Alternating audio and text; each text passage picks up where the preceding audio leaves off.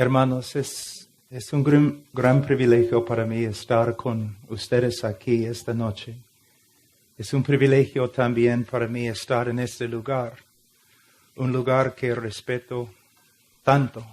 Las enseñanzas que se encuentran acá, los hombres que trabajan acá, es un privilegio. También es un privilegio y un poco me asusta predicar con la presencia del hermano Tolopiro acá conmigo, porque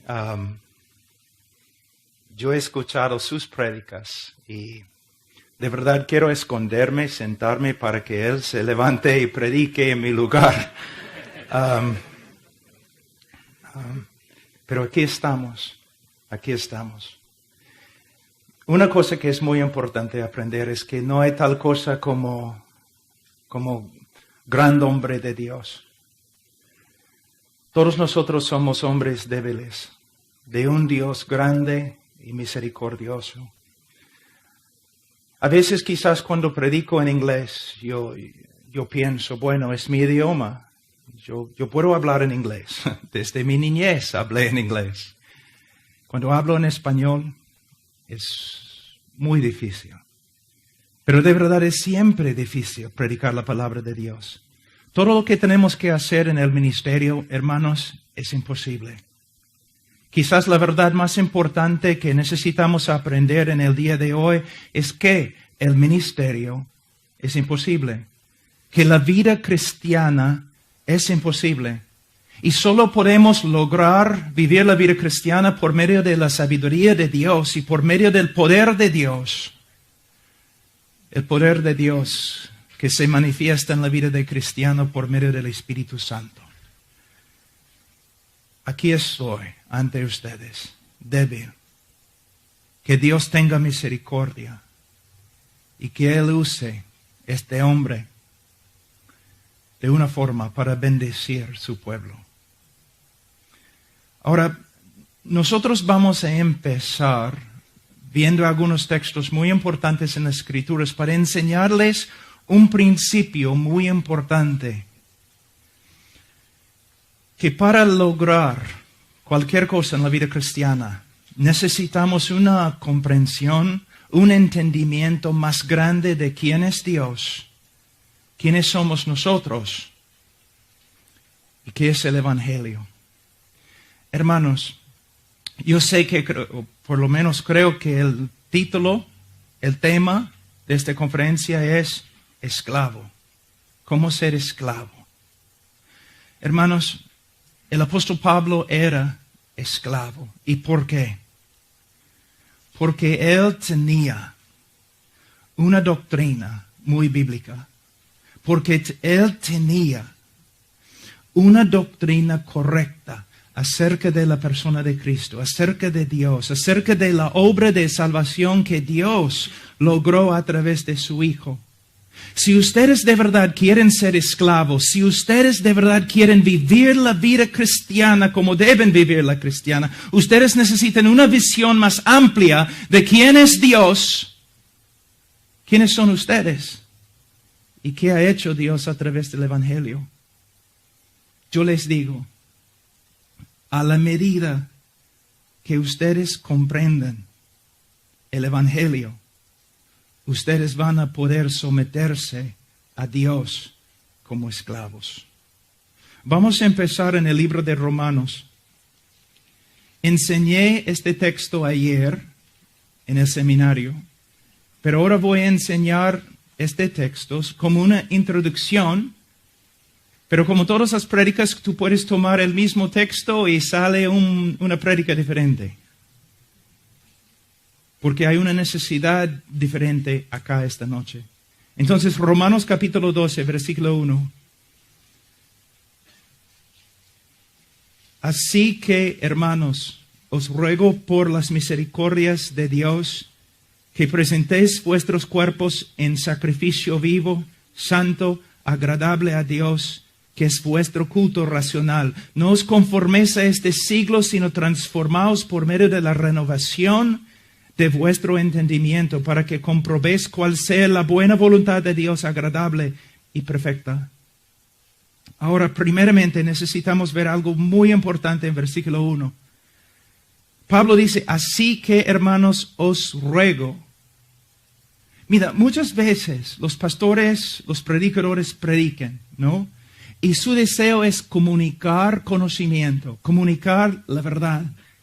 Pero yo no estoy aquí simplemente para enseñarles algo nuevo. Yo no estoy aquí simplemente para ampliar su conocimiento. Yo estoy aquí para que ustedes cambien. Y no voy a simplemente enseñarles el evangelio o enseñarles una doctrina y no más. Yo voy a rogar que ustedes escuchen.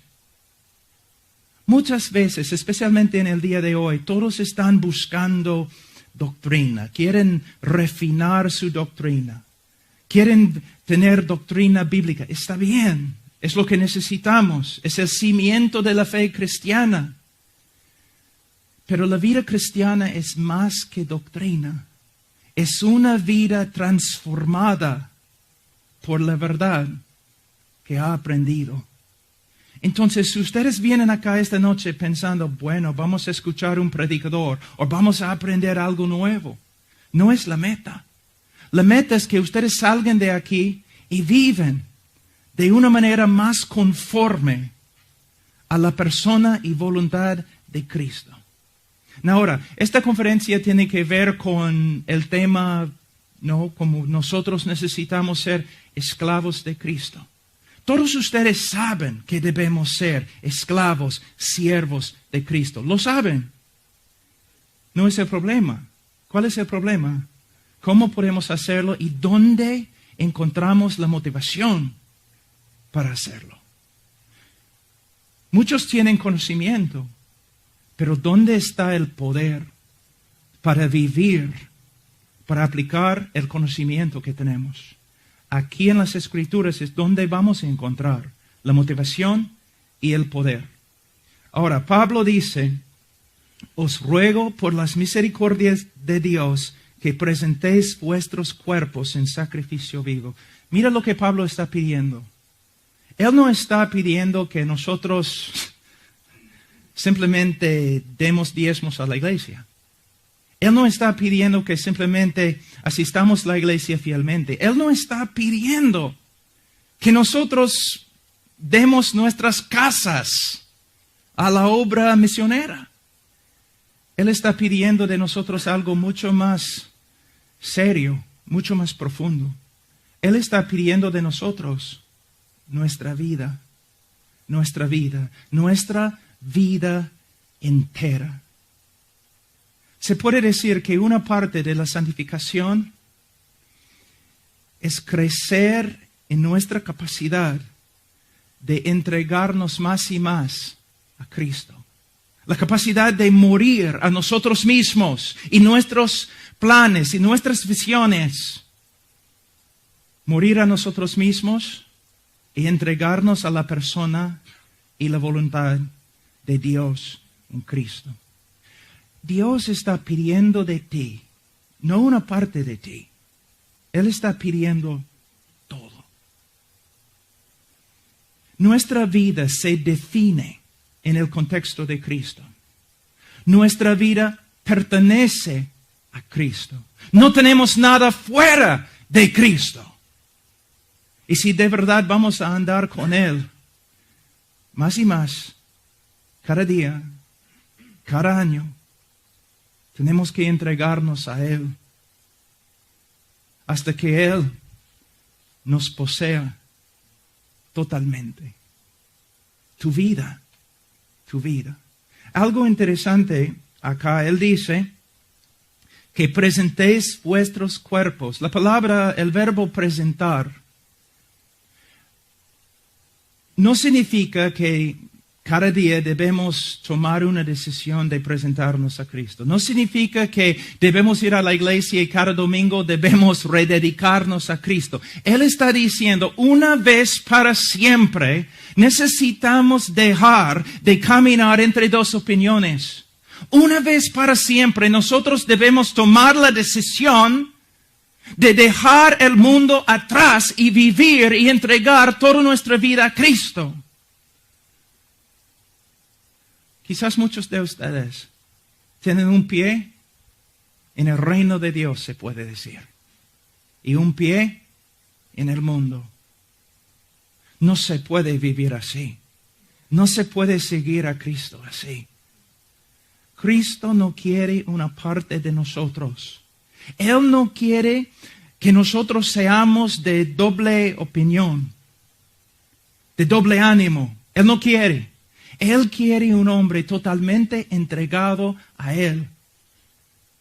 En las bienaventuranzas, Cristo dice, bienaventurados los puros de corazón, un corazón puro.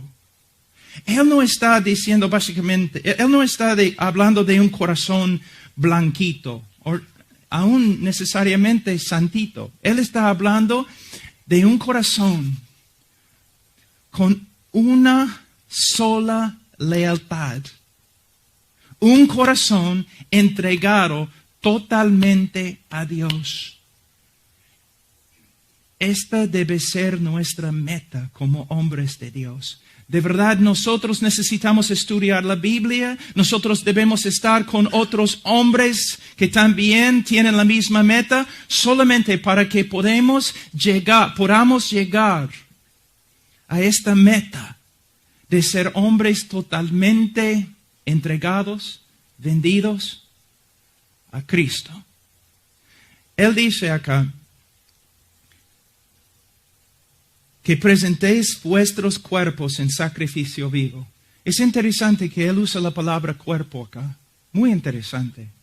Especialmente en el día de hoy, en la cultura en la cual nosotros vivimos. ¿Por qué es importante? En el día de hoy nosotros hemos hecho básicamente una separación entre lo que supuestamente sentimos en nuestro corazón y lo que hacemos en nuestra vida. Por ejemplo, si vivimos un supuesto hermano andando en pecado, y si nosotros intentamos reprender al hermano, muchas veces él va a responder así: no debes juzgarme. Tú no puedes leer lo que está dentro de mi corazón. En mi corazón de corazones, yo amo a Dios igual como tú. Pero lo que él está diciendo no es bíblico. No es bíblico. ¿Por qué? El contenido de nuestro corazón se manifiesta por medio de nuestro cuerpo y lo que nosotros hacemos con nuestro cuerpo. Como a través de todas las escrituras, los hombres de Dios se conocen no por medio de sus palabras, por medio de sus frutos, por medio de sus actos, por medio de sus obras. Cristo no quiere simplemente, no quiere tomar control solamente de tu corazón. Él quiere tomar control de tu corazón y a la vez tu mente, tus oídos, tus ojos, tu boca, tus manos, tus pies. Él quiere tomar control de todo, de todo. ¿No es interesante la manera en que los evangélicos contemporáneos han redefinido el corazón? Es interesante, ¿no? El corazón es simplemente el lugar de las emociones. Con mis emociones yo amo a Cristo. Pero en la Biblia, el corazón es el centro de todo. El corazón es el centro donde la voluntad, las emociones, el intelecto y todo se controla. Es el centro de control. Y lo que la Biblia quiere que tú sepas es, si Dios tiene tu corazón, Él también va a tener tu intelecto. Él también va a tener tu voluntad. Él también va a tener tus emociones. No podemos divorciar los actos del corazón. Los actos manifiestan lo que está dentro del corazón. Lo que hacemos con el cuerpo demuestra lo que de verdad está dentro de nuestro corazón. Las enseñanzas de Jesucristo cuando Él estaba enfrentando a los fariseos, ¿qué dijo? ¿Cómo podemos discernir lo que está dentro del corazón? Por medio de lo que sale de la boca. de la boca. Hermanos, si nosotros queremos ser esclavos, es un asunto de corazón. Y tenemos que cultivar la piedad en el corazón. Y si nuestro corazón está totalmente entregado a Cristo, entonces nosotros vamos a andar conforme a su voluntad. Ahora, Él está diciéndonos que debemos presentar nuestras vidas como sacrificios vivos. Él no puede pedir de nosotros ninguna cosa más grande. Es imposible. Él está pidiendo de ti. Él te está pidiendo todo. Ahora, ¿de dónde viene la motivación? ¿De dónde viene el poder de entregar todo lo que somos a Cristo? Porque tú sabes, como cuando empecé esta prédica, yo les dije, todos nosotros sabemos que debemos entregarnos a Dios totalmente, todos nosotros sabemos que debemos ser siervos y esclavos, pero el problema es, ¿de dónde viene la motivación? ¿De dónde viene el poder para vencer el mundo, para decir no al mundo y sí a Cristo? ¿De dónde viene el poder? Pablo nos enseña acá, en este texto. Él dice en versículo 1, así que, hermanos, os ruego por las misericordias de Dios, por las misericordias de Dios. Ahí se encuentra el poder para vivir una vida entregada totalmente a Cristo. Entonces, ¿qué nos está enseñando? El hombre que comprende quién es Dios, la grandeza de Dios, la santidad de Dios, la justicia de Dios y especialmente el valor de Dios. El hombre que comprende muy bien quién es Dios y el hombre que comprende muy bien lo que él era antes de conocer a Dios. Y el hombre que comprende lo que Dios ha hecho por él a través de Cristo. Las misericordias que Dios le ha dado en Cristo. El hombre que comprende todo eso, él va a tener el poder de entregarse totalmente a Cristo. En el día de hoy, muchas veces como pastores y como predicadores, siempre estamos exhortando a los hermanos que deben hacer tal cosa. Vamos a tener problemas si un día un hermano se levanta y nos pregunta, ¿y cómo lo hago? Muchas veces estamos exhortando a todos, pero no les damos la información para que puedan hacer lo que exhortamos. Y el poder se encuentra en las misericordias de Dios. Ahora, en versículo 1, él dice, así que hermanos, os ruego por las misericordias de Dios. La preposición así que es extremadamente importante. ¿Por qué?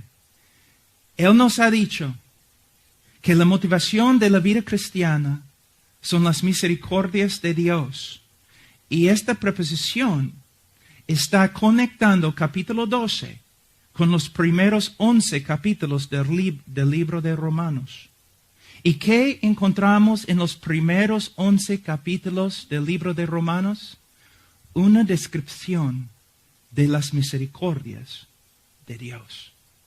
En los primeros 3 capítulos del libro de Romanos, básicamente Pablo tiene una sola meta: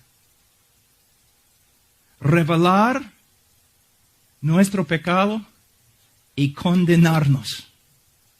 Mostrarnos que en nosotros mismos y en nuestras obras nosotros no tenemos ninguna esperanza y la única cosa que nos espera es la condenación eterna. Él quiere quitarnos toda esperanza. Él quiere encarcelarnos, encerrarnos sin esperanza en la oscuridad. Es su deseo. Para que en capítulo 4, al final de capítulo 3, y capítulo 4, y capítulo 5, Él puede mostrarnos las misericordias de Dios en la obra de Jesucristo. Y en capítulo 6 y capítulo 7 y capítulo 8, Él sigue mostrándonos las misericordias de Dios que se revelan en la vida cristiana. Y en capítulos 9, 10 y 11, Él está mostrándonos las misericordias de Dios como se manifiesta a través de la fidelidad de Dios hacia la nación de Israel. Entonces, después de trabajar tanto, después de escribir tanto, después de usar 11 capítulos para describir la grandeza de las misericordias de Dios hacia nosotros en la persona de Cristo, Pablo básicamente dice, ahora, basado en las misericordias de Dios que ahora ustedes comprenden, ustedes deben vivir como sacrificios vivos. A la medida que tú creces en tu conocimiento de quién es Dios y lo que Él ha hecho por ti a través de Cristo, tú vas a crecer en tu entrega a Cristo. Algunos de ustedes son pastores. De verdad, ¿qué necesita la congregación? ¿Qué necesitan los hermanos en la congregación? ¿Exhortaciones? ¿Quizás reglas? Quizás puedes controlarles todos por medio de un montón de reglas legalistas. Quizás puedes manipularlos por medio de gritarles, por medio de asustarles. Quizás puedes moverles con tu personalidad o los programas que tienes en tu iglesia. Pero no es la obra de un pastor. No es la obra de un predicador. La obra de un predicador es entrar en su estudio, en su oficina, su biblioteca, y quedarse allí horas y horas y horas cada día. ¿Haciendo qué? Buscando, investigando, comprendiendo la grandeza de quién es Dios, la grandeza de la obra de Dios a favor de su pueblo, para que Él pueda salir y predicar una revelación más grande cada semana, más grande de quién es Dios. Una revelación cada domingo más grande de lo que Dios ha hecho por su pueblo en Cristo. Y las personas que de verdad son convertidas en tu iglesia van a crecer. Van a crecer. Porque van a ver el poder, las excelencias, la hermosura del Señor. Ahora, me gustaría mostrarles algo muy importante aquí. Dice, así que hermanos, os ruego por las misericordias de Dios que presentéis vuestros cuerpos en sacrificio vivo, santo, agradable a Dios, que es vuestro culto racional. Ahora, un sacrificio santo. ¿No es cierto que especialmente en nuestra cultura, aquí en los Estados Unidos, uno de los problemas y quizás el problema más grande en la iglesia es la falta de santidad? ¿No es cierto? La inmoralidad, carnalidad, aún entre hermanos verdaderos. Parece que más y más el mundo tiene influencia sobre la iglesia. Y aún los cristianos sinceros siempre luchando entre dos mundos, la inmoralidad y la santidad. ¿Cómo podemos ayudarles? ¿Por medio de simplemente gritar? ¿Por medio de simplemente exhortar? Voy a hablar de dos cosas en este momento. Dos cosas que se necesitan en la iglesia. Primeramente, santidad. Segundo, amor. Amor por Dios. Siempre estamos diciendo a los hermanos que deben ser más santos. Siempre estamos diciendo a los hermanos que deben amar a Dios más. Pero como pastores necesitamos aprender cómo necesitamos enseñarles cómo hacerlo. ¿Cómo podemos cultivar santidad? ¿Cómo podemos cultivar amor por Dios en nuestro corazón? Pablo acá nos ha dado la respuesta. Nos ha dado la respuesta. Ahora, vamos a decir que estoy echado aquí en el piso. ¿Así? De espalda. Ahí en el piso. Y tú pasas y tú me ves así. Agarrándome así y jalando. Así. Y tú dices, oye Pablo, ¿qué estás haciendo? Bueno, pues estoy levantándome. Y tú dices, pero Pablo, tú no puedes levantarte así, hermano. ¿No has estudiado la física? No puedes hacerlo. Es imposible. Pero creo que a veces es exactamente lo que nosotros estamos diciendo a los creyentes. Creyentes, ustedes deben amar a Dios más. Y ellos dicen, sí, pero ¿cómo? ¿Cómo puedo crear dentro de mí un fuego? ¿Cómo puedo aumentar el amor que tengo por Dios? ¿Cómo puedo hacerlo, pastor? Les voy a enseñar, porque Pablo nos enseña acá. Yo amo a mi esposa más ahora que cuando nosotros nos casamos. Yo la amo más, de verdad. ¿Por qué? Porque en 21 años he visto más de sus virtudes. He visto más de sus excelencias. He visto más de sus méritos. He visto más de su hermosura. Y cada día que tengo una visión más amplia de las excelencias de mi esposa, lo que yo veo crea dentro de mí un amor más grande por ella. Una admiración más grande. Un deseo más grande de estar con ella. Pablo está diciendo lo mismo ahora. ¿Cómo podemos cultivar y crecer en nuestro amor por Dios? Por medio de conocerlo mejor. Porque aunque mi esposa es casi perfecta, tengo que decirlo porque están grabando y ella va a ver la película. Aunque mi esposa es casi perfecta, todavía hay fallas. Pequeñas, querida, pequeñas. Pero hay fallas. Pero todavía yo la amo más. Pero Dios, ninguna falla. Ninguna oscuridad. Entonces, mientras mi visión de Dios y sus excelencias, sus poderes, su hermosura, su santidad, sus atributos, mientras más que esta visión crece, también el amor dentro de mí va a crecer y voy a querer entregarme a Él. No voy a tener que hacerlo a la fuerza. Ningún pastor va a tener que manipularme o asustarme. Porque la visión que tengo de Él, una visión bíblica de los atributos y obras de Dios, esta visión va a crear en mí un amor inmenso. Yo digo a ustedes que no solamente se encuentra en la Biblia este principio, pero también en la historia de la iglesia.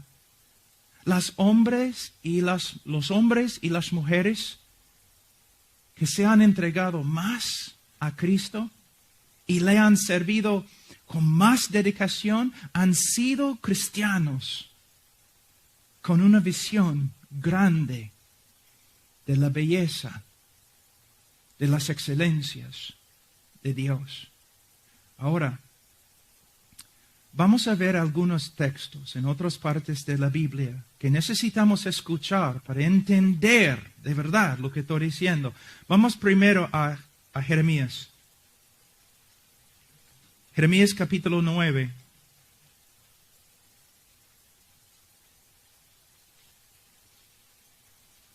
Versículo 23. Así dijo Jehová: no se alabe el sabio en su sabiduría, ni en su valentía se alabe el valiente, ni el rico se alabe en sus riquezas, mas alábese en esto el que se hubiere de alabar, en entenderme y conocerme, que yo soy Jehová, que hago misericordia, juicio y justicia en la tierra, porque estas cosas quiero, dice Jehová. ¿Cuál es el conocimiento más importante? Según las Escrituras, es el conocimiento de Dios. El conocimiento de su persona y de sus obras. Ahora, la iglesia en el día de hoy. Si yo voy a la mayoría de las iglesias y yo hablo con los hermanos, vamos a decir que yo les doy una hoja y yo digo, por favor, en la hoja, hazme una lista de cada uno de los atributos de Dios. Y con solamente una frase o dos frases, dame una pequeña definición de los atributos. ¿Te das cuenta que la mayoría de los hermanos no podrían hacerlo? ¿Te das cuenta que muchos pastores no podrían hacerlo? A veces, simplemente para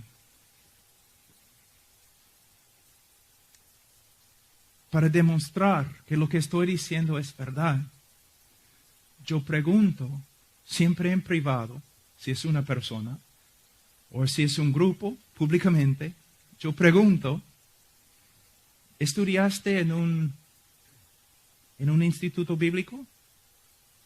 Y muchos me dicen, sí. ¿Cuántos años? 3 o 4, ¿está bien? En los 4 años, ¿cuántos años estudiaste quién es Dios?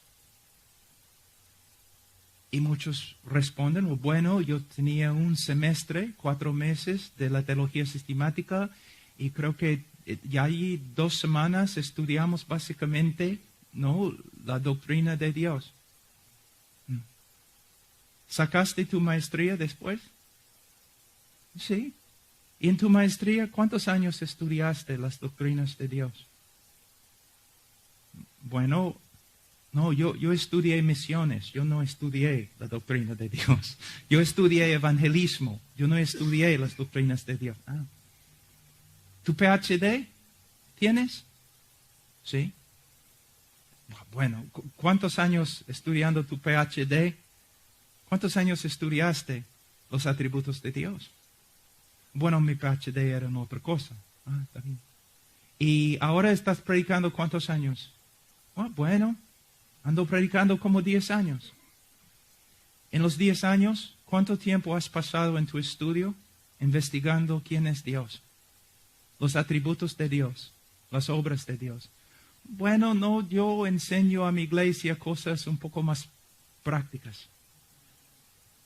Y en tu iglesia, ¿cuánto tiempo has pasado enseñando las doctrinas de Dios? ¿De quién es, no? Su santidad, su justicia, su hermosura, las revelaciones de Él en la persona de Cristo. ¿Cuántas series de prédicas has predicado para que el pueblo de Dios conozca a Dios? Bueno, pastor, de verdad, nunca lo he hecho. Hermanos, ¿están comenzando a ver el problema? Mi pueblo se destruye por falta de conocimiento de Dios. Hermano, ¿sabe lo que quiero hacer? Yo sé un poco de cómo hacer lucha libre. Me gustaría pasar a cada uno de ustedes, menos este hombre allí tan grande, pero los otros, yo quiero ir a cada uno de ustedes, agarrar tus hombros así, mirarte en los ojos. No puedes ver. Somos un pueblo, básicamente. Yo sé que hay buenos seminarios y también, Yo sé que hay buenas iglesias que sí están tomando en serio la necesidad de enseñar los atributos de Dios. Pero mayormente, entre los evangélicos, nadie tiene ningún conocimiento de quién es Dios. Y quiero mirarte y decir, hermano, puedes ver el problema. Vamos a decir que tú vienes a mí y tú tienes una herida con sangre y todo aquí en la frente. Y tú dices, Pastor Pablo, yo tengo esta herida todos los días, me duele. Sangre todos los días. Y no sé por qué. ¿Puedes darme consejos? Y yo digo, bueno, yo no soy médico, pero sí, yo voy a observarte un día, 24 horas, para ver si puedo encontrar la respuesta. Si es un misterio tan grande, quizás el Señor me revele la respuesta. Entonces, empezamos, medianoche. Yo te estoy observando ahí echado en la cama. Y a la una, el reloj suena. ¡Tom! Y tú te levantes así. Te acercas a la pared, agarras la columna de la pared y te das. ¡Pum! Así. Y te acuestas de nuevo. Yo estoy allí observando. A las 2 en la mañana, el reloj, ¡tom! ¡tom! Tú te levantas y te das 2 en la cabeza. Yo estoy escribiendo, observando. No, y todo el día. Mediodía peor, 12 veces te das. Y yo te digo, como medianoche, 24 horas, yo te digo, mira hermano, yo no soy médico, pero creo que he encontrado el problema. Si dejas de darte en la cabeza contra la pared, creo que te vas a curar. Es ridículo, ¿no es cierto? Pero mira lo que nosotros como evangélicos, mira lo que estamos haciendo. ¿Por qué hay tantos problemas en la iglesia? ¿Por qué las personas no pueden caminar en santidad? ¿Por qué hay tan poco amor en las iglesias? ¿Por qué? Porque no conocen a Dios. ¿Y por qué no conocen a Dios? Porque los predicadores no conocen a Dios. Porque están andando enseñando cualquier tontería, método, estrategia, pastores vistiéndose en trajes de payasos y un montón de cosas para que personas vengan manipulando gente con un montón de cosas cuando el pastor debe dejar esas tonterías y esconderse en su oficina y estudiar quién es Dios para salir de su oficina y revelar Dios al mundo. ¿Ves? Hermanos, a veces pastores vienen a mí y dicen, Pablo, mira, has escrito un manual sobre los atributos de Dios. ¿Puedes venir a la iglesia y enseñar la doctrina de Dios? Y yo siempre, medio, ¿no? bromeando un poco, yo siempre digo, bueno, no sé, hermano, enseñar Dios en la iglesia, ¿no es un poco extremo? ¿No es un poco radical? Pero mira, yo no quiero dividir tu iglesia. Ellos me dicen, pero Pablo, somos cristianos, el pueblo de Dios. ¿Por qué estás hablando así? Y yo siempre digo, hermano, si yo voy a tu iglesia y yo enseño la doctrina de Dios, ¿cómo se encuentra en el cristianismo ortodoxo? ¿Cómo se encuentra en los libros de teología sistemática, los libros clásicos? Muchos de los hermanos, supuestos hermanos en la iglesia, se van a enojar. Y tú vas a tener problemas. ¿De verdad? Y algunos hermanitas se van a levantar cuando yo empiezo a enseñar la soberanía de Dios, la santidad de Dios, la ira de Dios, la justicia de Dios. Cuando yo empiezo a enseñar el Dios cristiano, Algunas de las hermanitas que han estado en la iglesia 30 años se van a parar y van a decir, lo que tú estás enseñando no es mi Dios. Yo nunca podría creer o amar un Dios así. ¿No me crees? Es cierto. Es cierto. Hermanos, es muy posible que domingo es la hora más grande de idolatría en toda la semana. Porque millones de personas están congregándose para adorar a un Dios que ellos mismos han creado en su propia mente. Ellos han creado su Dios y adoran al Dios que han creado. Y hermanos,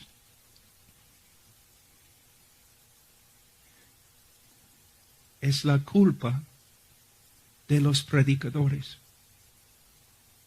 Porque predicamos un montón de cosas, pero en este país y en el mundo evangélico, rara vez se encuentra un hombre que se ha dedicado a conocer a Dios y las obras de Dios para comunicar las doctrinas a su pueblo.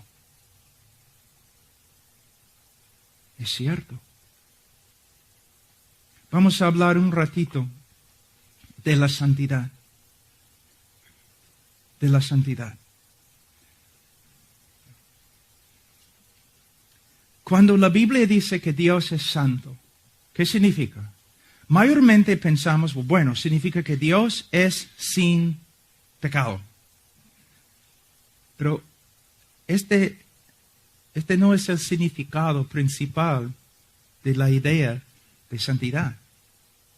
La palabra santo proviene de una palabra hebrea. La raíz es como cortar. Significa cortar. Y después de cortar, separar. Es como mi esposa cuando ella está en la cocina cortando zanahorias, ¿no? Ella como una máquina. Y zanahoria, así, un montón.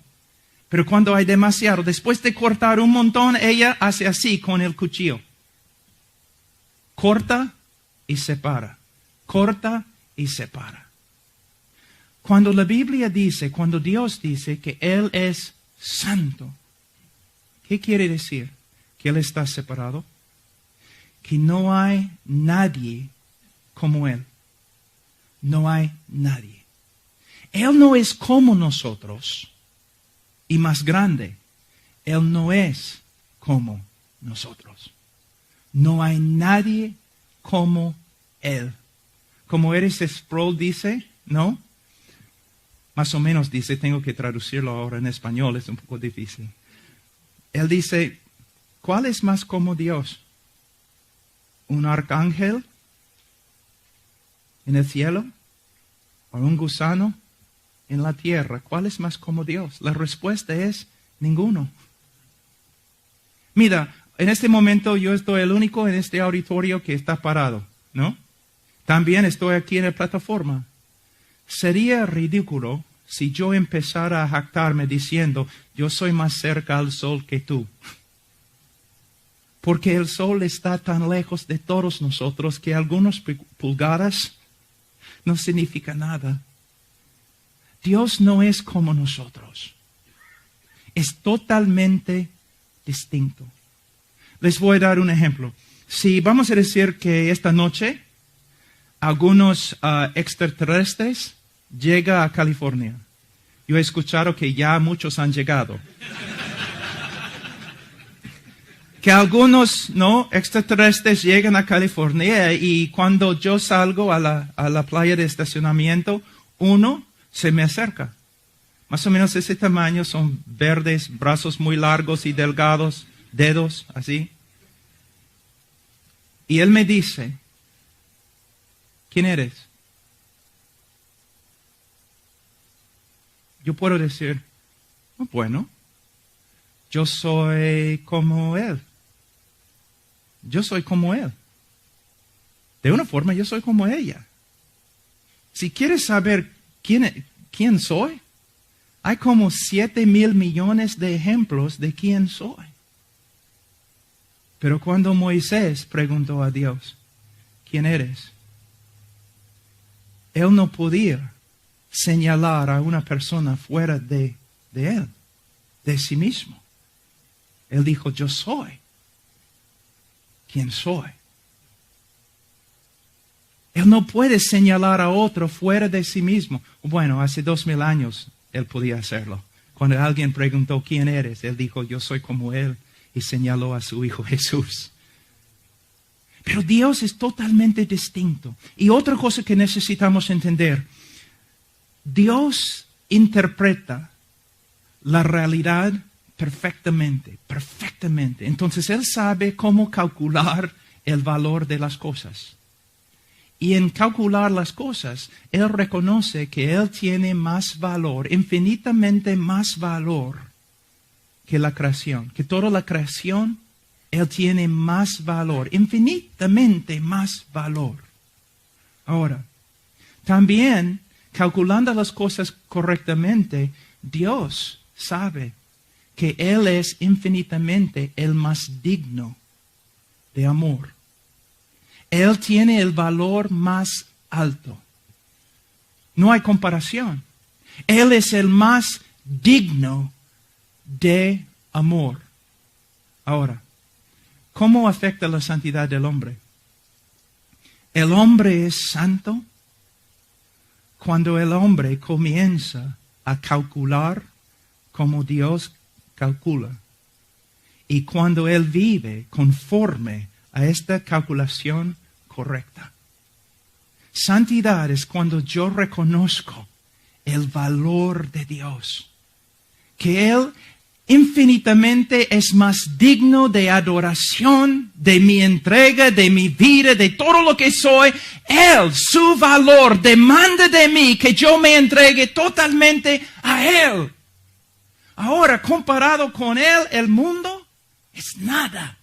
Entonces, la visión que tengo de Él, una visión grande de quién es, de lo que Él ha hecho por mí en Cristo, cuando yo veo Dios como Dios es, ya tienes el poder para ser santo. Porque mi corazón ha sido regenerado.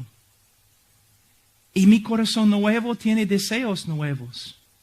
Y estos deseos buscan a Dios. Y estos deseos me motivan a entregarme totalmente a Él. Entonces, santidad no es una cosa ahora legalista. No es algo que puedes imponer para forzarme para que yo sea santo. Ahora es una visión, un corazón regenerado viendo a Dios como es. Y llegando a ser su cautivo, su esclavo. Pero un esclavo, no a la fuerza, sino por causa de las bellezas, excelencias, misericordias de Dios. ¿Qué necesitas? Tú necesitas poder. Muchos de ustedes tienen conocimiento acerca de cómo deben vivir. Ustedes saben que deben amar a Dios. Ustedes saben que deben ser esclavos de Dios. Deben entregarse totalmente a Él. Ustedes saben esto mejor que yo. Pero ¿de dónde viene la fuerza para hacerlo? Aunque no me creas, es la teología. Es la doctrina. Es conocimiento de la verdad.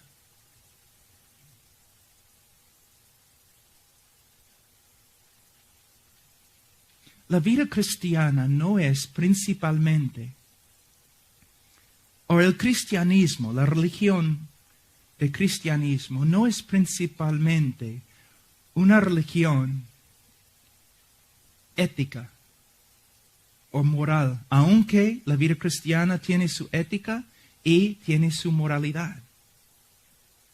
La vida cristiana es acerca de una persona.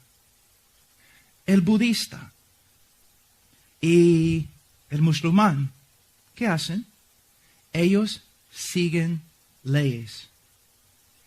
Ellos siguen principios. ¿Para qué? Para su propio bienestar.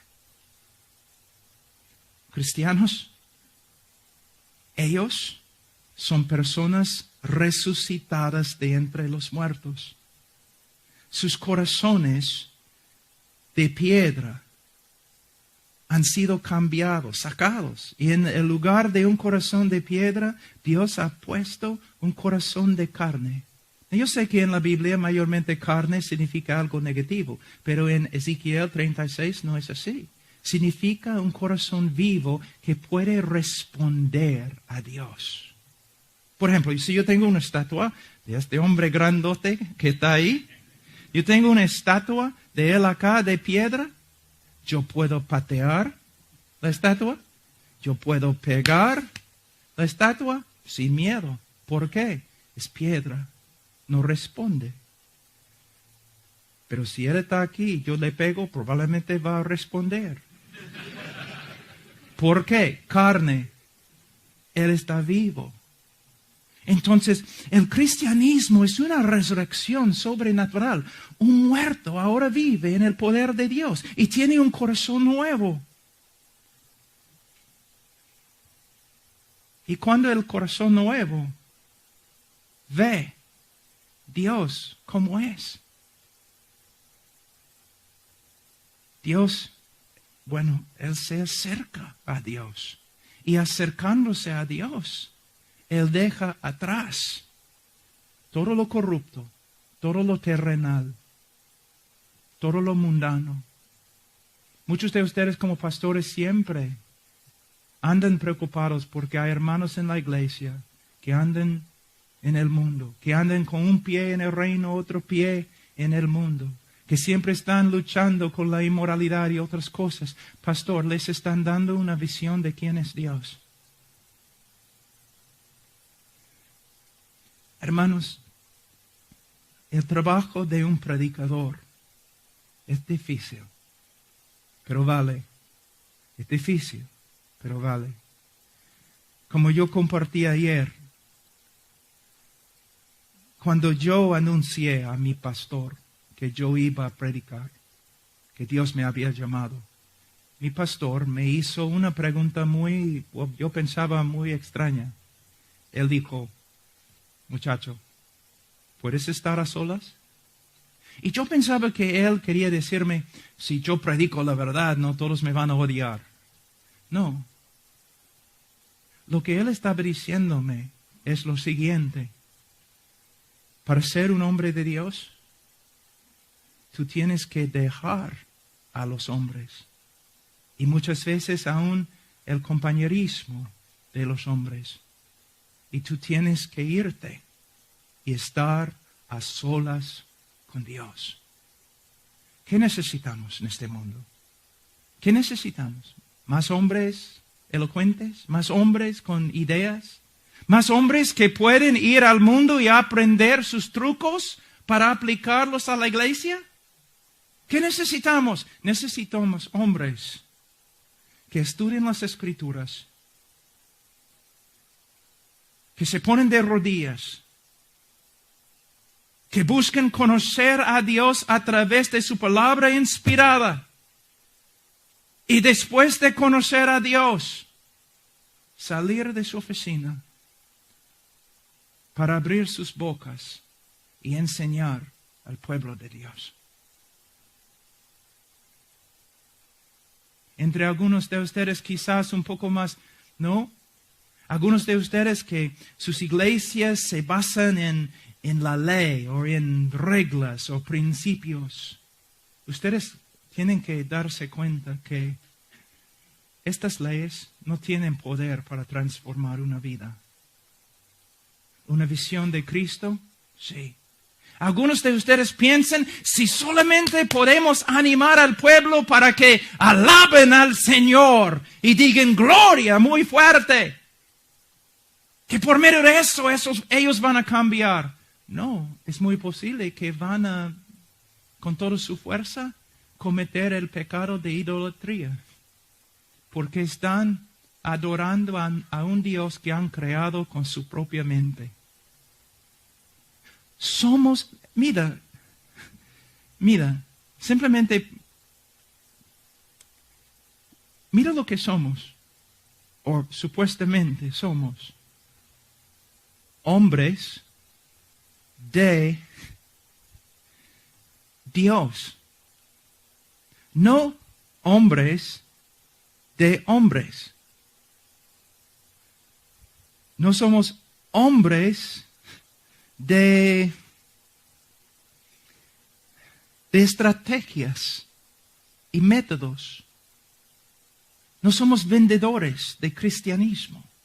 Somos hombres de Dios. La preposición de, nosotros cuando estudiamos griego, la llamamos, creo que, genativa. Genitivo. Genitivo, caramba, cuando hablas de genitivo, ay, qué problema. ¿Por qué? Algunos estudiosos dicen que hay 32 diferentes tipos de genitivo. Yo prefiero decir que hay 2.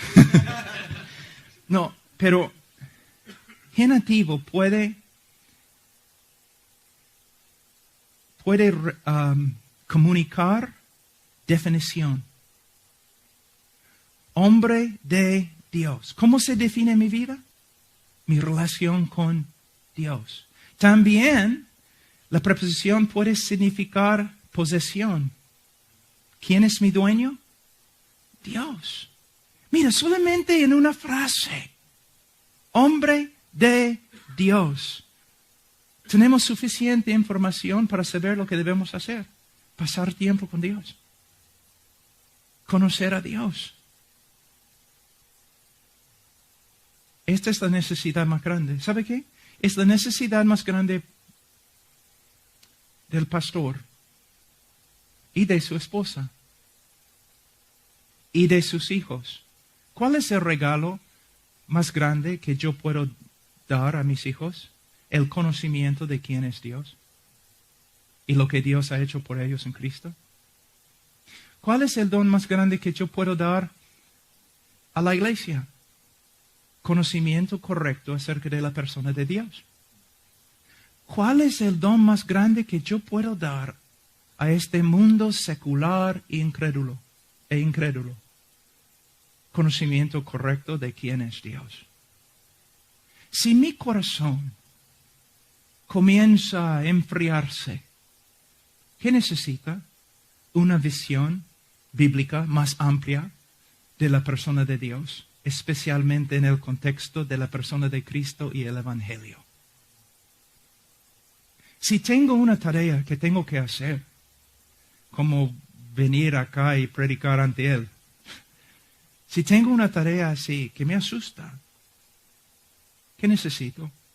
Una visión más amplia de Dios para que yo pueda decir, Señor, sí, voy a ir al púlpito. Voy a hacerlo porque tú eres digno. Pastores, tú puedes ser una bendición tremenda. Padres de familia, ustedes pueden ser bendiciones tremendas. ¿Cómo? Por medio de dedicar su vida a conocer a Dios, a minar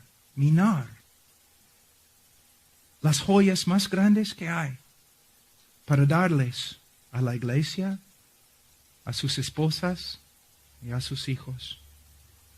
Mañana vamos a continuar con eso, pero mañana también quiero hablar especialmente de la revelación de Dios a través de su Hijo Jesucristo. Otra cosa también, y voy a terminar, es lo que estoy predicando. Yo no soy de aquí, yo soy de Virginia, otro ministerio. Yo no vivo en California. Pero lo que estoy predicando aquí es lo que se enseña aquí, en esta iglesia, en este seminario, en la universidad. Y si tú has venido acá pensando, wow, nunca he escuchado tal cosa. De verdad, yo no tengo conocimiento de Dios. Yo necesito saber más de esto para que yo pueda dar más alimento rico a mi familia o a mi iglesia. Bueno, hay hombres acá que te pueden ayudar. hay hombres acá que te pueden enseñar. De verdad hay. Entonces yo puedo salir de aquí en 2 días feliz, contento.